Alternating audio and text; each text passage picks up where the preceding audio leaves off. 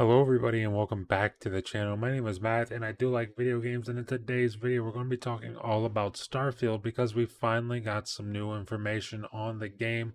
So let's get into it.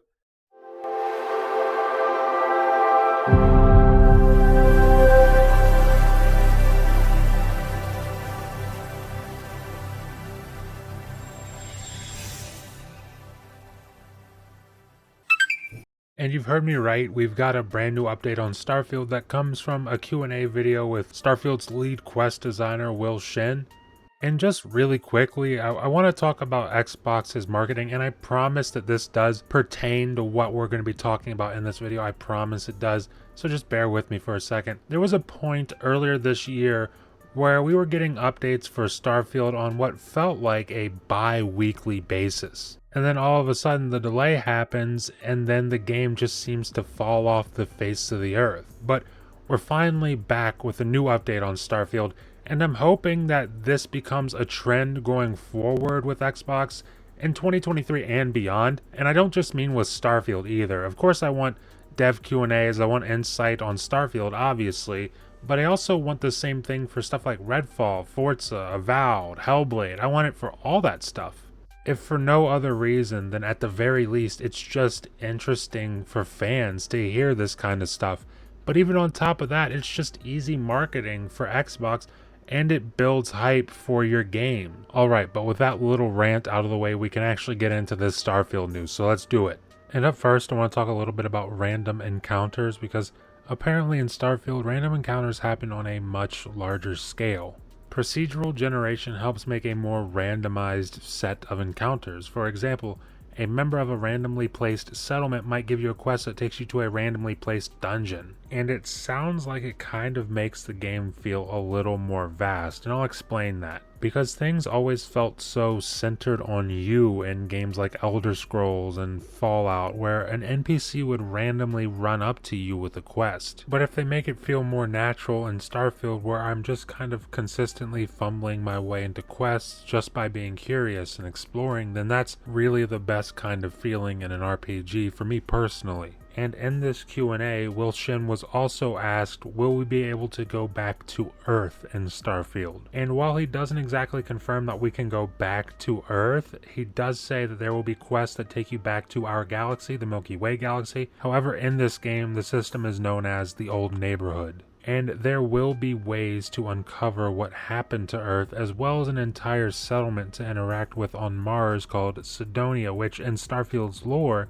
is actually one of the first settlements that humanity created after leaving Earth. And this all sounds really interesting, but for me personally, I'm hoping that they really flesh out the story for what happened to Earth, because I'm super intrigued to find out what happens to Earth in a game like Starfield that takes place about 300 years from now, because it's obviously the future, but it's not exactly a crazy distant future. I mean, sure, it's not a future that we'll see in our lifetimes, but it's also not so far away that it's unimaginable in our minds. Especially with the things that we've seen and heard about Starfield, it seems very much grounded in a very believable future reality. So like I said, hopefully we do find out more about what happened to Earth in this not so distant future.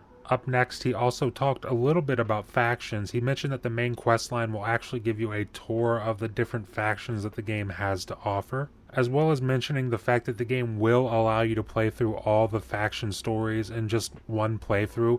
Unlike what was the case with Fallout 4, joining the Brotherhood of Steel locked you out of the railroad missions and vice versa. Also, joining these factions will give you an opportunity to push them towards your preferred outcome for the faction, or maybe push that faction towards a goal that you have in mind for the world in general during your playthrough. And he also mentions companions, and this is where I get really, really excited about things for Starfield, because he mentions things like companions will chime in on decisions that you make along the way, especially decisions that you make during the main quest line. And he goes on to say that companions will also be able to speak for you, and he gives an example of maybe your companion can convince an NPC to give you access to an area where you otherwise wouldn't be allowed. And that sounds like it could maybe imply some sort of leveling system for your companion's speech abilities. But I don't know, maybe each companion just has a set assortment of abilities and some will be better with speech than others, but I am kind of hoping we see a leveling system for companions at least somewhat similar to what Obsidian gave us with the Outer Worlds. But speaking even more on companions really quickly, we also know that there's been a slightly overhauled marriage system in Starfield, and this info comes from Todd Howard's sit down with Lex Friedman a few weeks ago, where Todd explained a more in-depth relationship system where you might be in a relationship with a companion,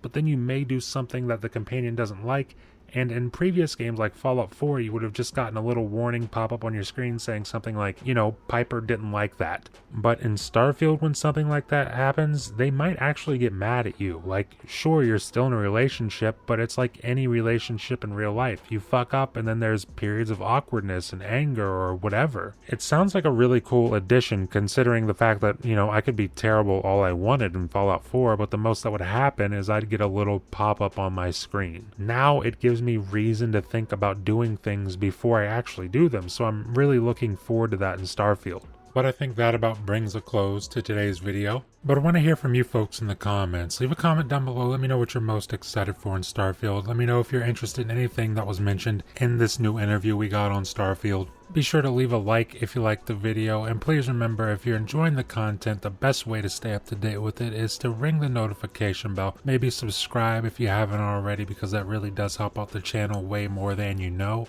And with all that being said, thank you for watching, and I will see you in the next video.